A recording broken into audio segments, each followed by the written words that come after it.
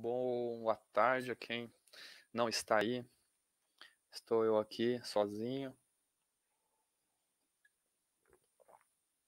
tomando meu café, no auge da nossa pandemia. Não estou muito preocupado com ela, porém não podemos ser imprudentes, né?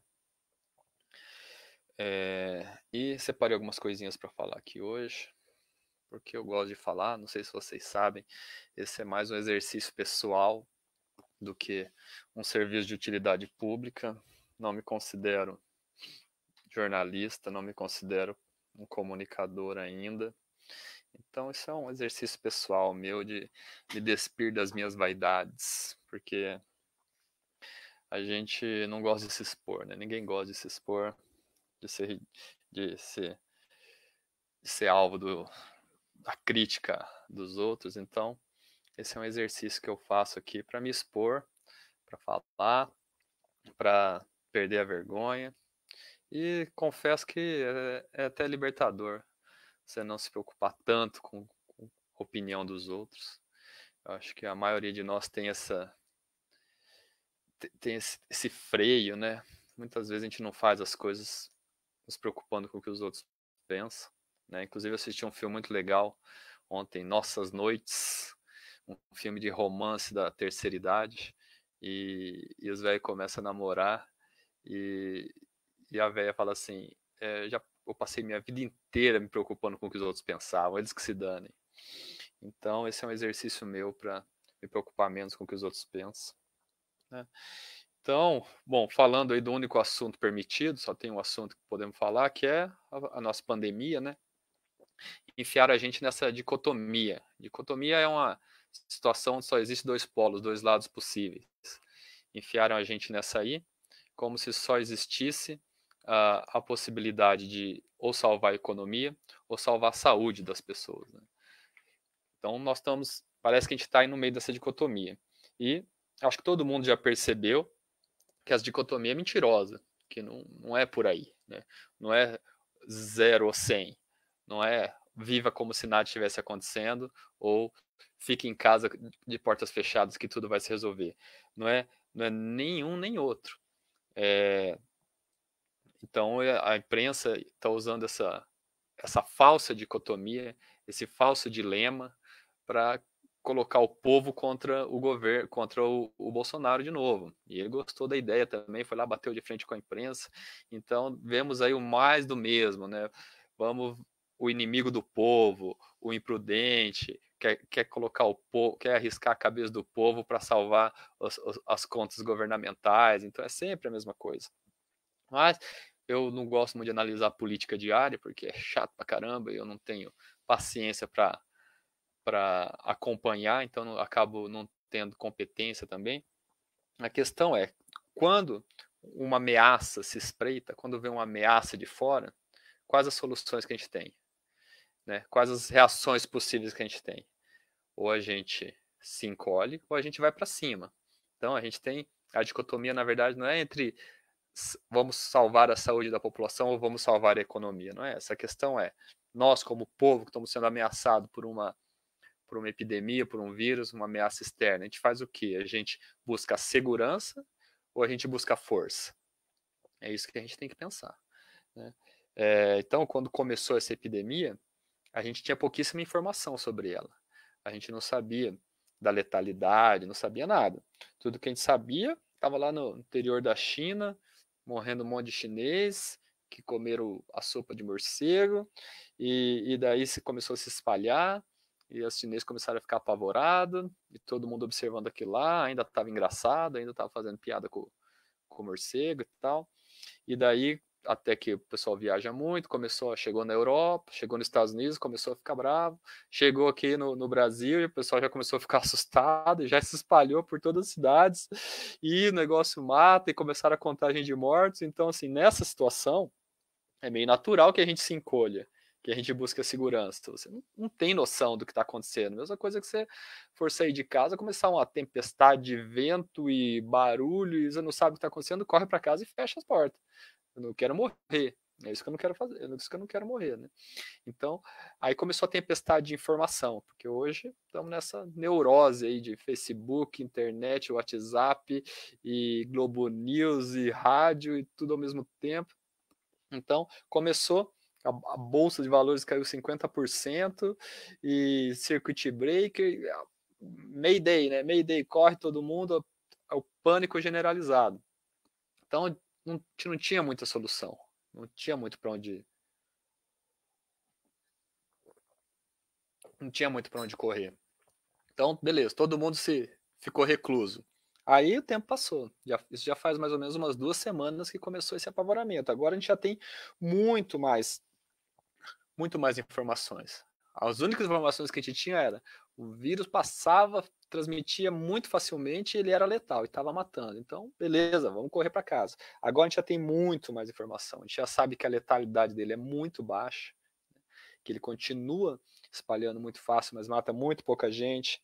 A gente sabe que ele é um vírus de gripe parece que tem mais de 400 tipos de vírus influenza, e que ele é praticamente inofensivo para organismo forte e saudável.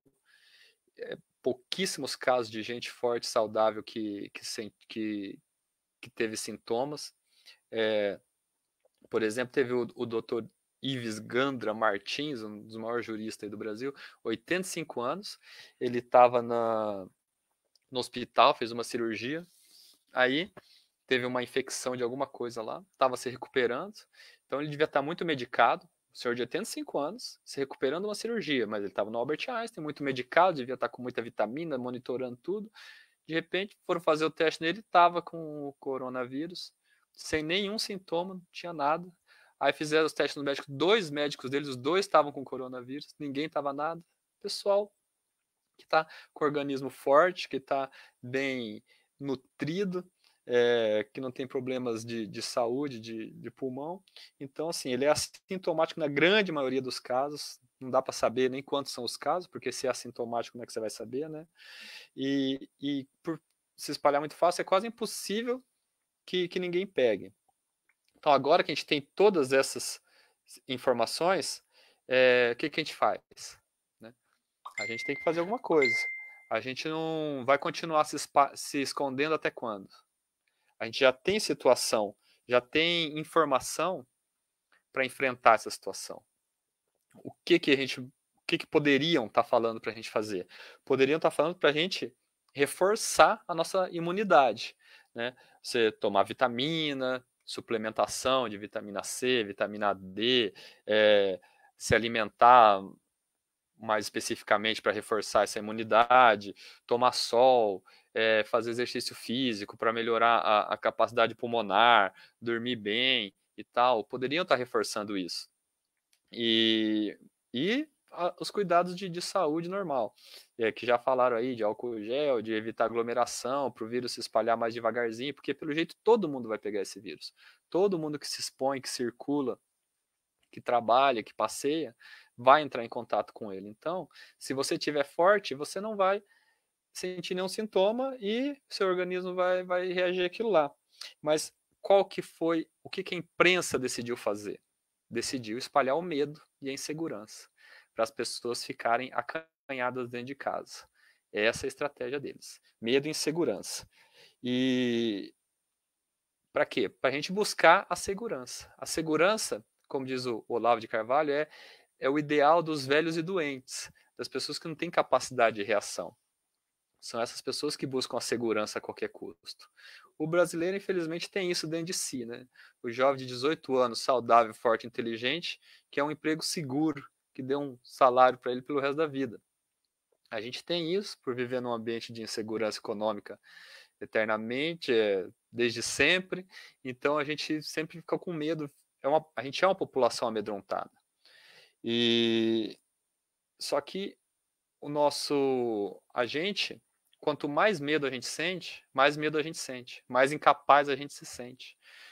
Eu tenho várias situações na minha vida em que eu me enfraqueci, me encolhi, e quanto mais eu me encolhia, mais medo eu sentia, mais fraco eu ficava, menos eu fazia, mais nada acontecia e a situação não melhorava de jeito nenhum. E do contrário também, quando eu resolvi enfrentar quando eu cresci, quando eu me fortaleci, resolvi agir, encarar, e as coisas, eu fui sentindo mais confiança, as coisas começaram a acontecer. Então, a vida da gente é assim, não existe linha reta na vida da gente. A gente ou você está subindo ou você está descendo, não tem outra situação. Acho que o eletrocardiograma é a melhor representação da vida da gente. Nada na vida dá para você manter. É uma ilusão isso, nada, nem sua conta bancária, nem sua forma física, nem a qualidade do seu relacionamento, nem o seu ânimo, nada. Ou você está subindo ou você está caindo. Eu acho que isso é papo de coach, né? Talvez eu fosse um bom coach, mas eu acho que é fácil perceber isso. Quem já tem alguma experiência de vida é fácil perceber isso.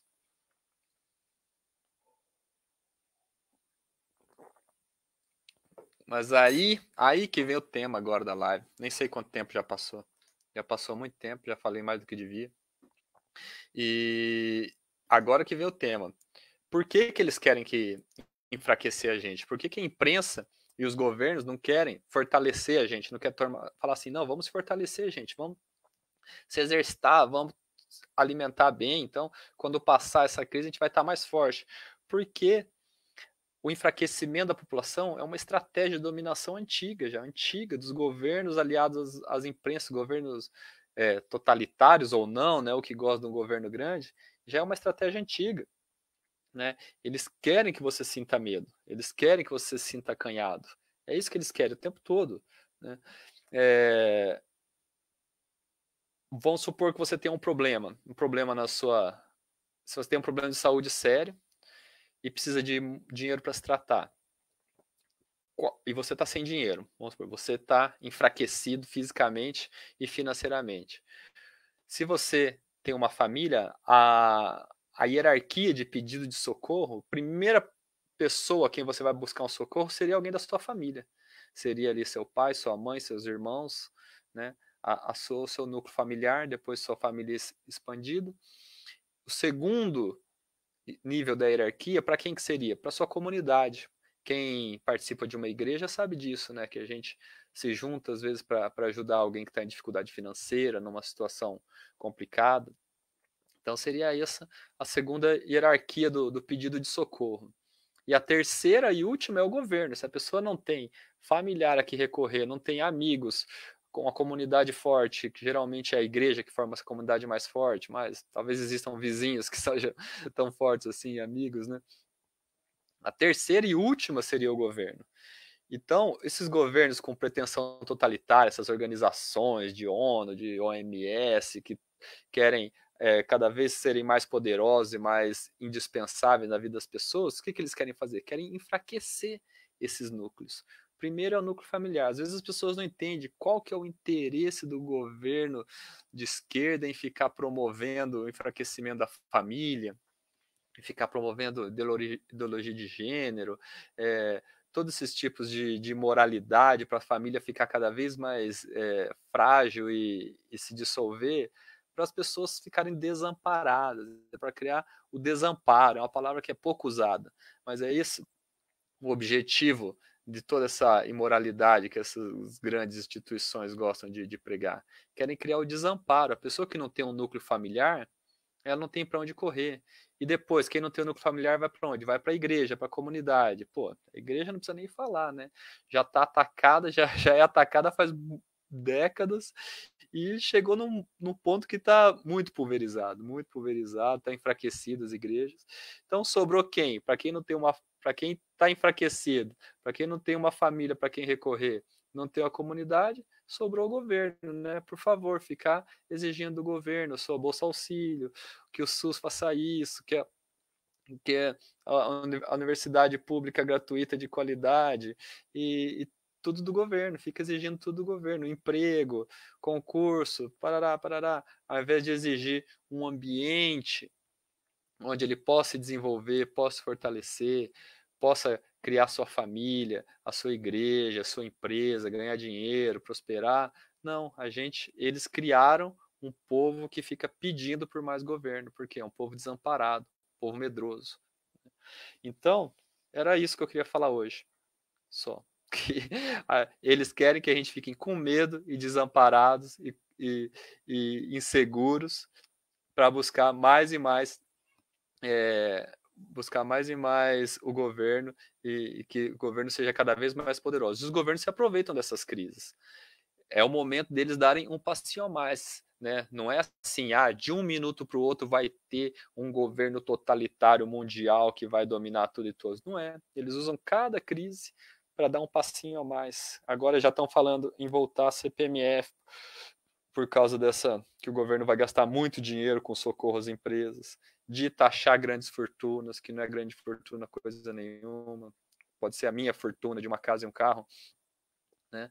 Então, eles vão aumentando, vão usando cada crise para falar, nós somos indispensáveis, só nós podemos resolver essa crise, a gente precisa dar um passinho a mais, a gente precisa restringir a liberdade das pessoas, a gente precisa pôr mais leis, a gente precisa controlar mais as pessoas, mais o dinheiro, que se der liberdade para as pessoas, elas vão fazer caca, entende? Então, nós estamos nessa, temos que se conscientizar, entender a situação, nos fortalecer, tanto fisicamente quanto mentalmente, e ficar de olho nessas ações do governo, que só querem, não digo do governo Bolsonaro exatamente, porque ele é um cara anti-poder do governo, mas das instituições, como não é o caso do Bolsonaro, é o caso da ONU, da OMS, os caras já estão falando em imposto mundial, já está o Padilha, deputado, colocando uma lei que se o governo não seguir as recomendações da OMS, é passível de impeachment. Então, são todas essas instituições que é um emaranhado, é um monte de atores aí, não vou ficar... Tem que estudar muito para explicar isso aí com detalhes, não é o caso. Mas só para você entender, tem que lutar contra esses passinhos do governo que querem cada vez mais dominar a nossa vida. Beleza? Hoje tem a galerinha me assistindo aqui, um abraço para Marisa, obrigado para Marcos Matiz. As pessoas precisam preencher o vazio existencial da vida burguesa sob confinamento com uma overdose de manchetes. Pois é, nossa vidinha burguesa foi pega de cheio aí, né? A gente estava confortável, ganhando nosso dinheirinho. Então é um momento de a pessoa realmente se questionar para que a gente veio ao mundo. Se foi só para comer bem e dormir bem e, e fazer amigos e tal, e usufruir da vida, chega nesses momentos a gente perde um pouco a razão de viver, fala, para que a gente nasceu? Então eu acho que é um momento bom de reflexão, de voltar para Deus, voltar para a igreja. Acho que a grande maioria dos brasileiros em algum momento já teve um contato com a igreja, já buscou em algum momento as coisas do alto, né? Então, nesse momento, perde todo o sentido. Quando você não tem prazer mais na vida, e daí? Para que você nasceu? Então vamos todo mundo morrer? Não é bem assim, né? Vamos sair um pouco da nossa bolha aqui. E o Bruno sempre está dando um alô aqui para mim. Valeu, um abraço, Brunão. O Bruno é um atirador, está protegido, tem uma família bonita, é de igreja, tem empresa e tem arma. Ninguém pega esse cara, filho.